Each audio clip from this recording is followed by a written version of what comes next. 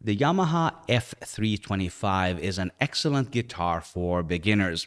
It's a quality product. It features a spruce top, these beautiful chrome tuners, as well as a rosewood fretboard. It comes in at a competitive price, but it's not the absolute cheapest guitar out there. And this reminds me of something that the salesperson who sold me this one said.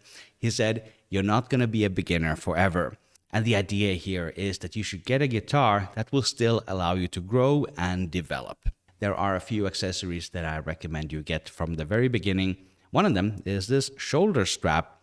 It's going to make it easy to play the guitar when you're standing up. You should also pick up some guitar picks as well as a bag in case you want to travel with the guitar.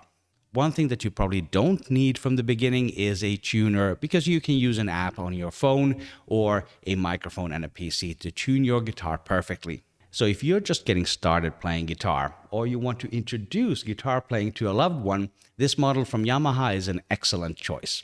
Learn more about pricing and availability with the link in the description below the video. And click or tap the screen right here for another great product review. Thank you for watching 2-Minute Reviews.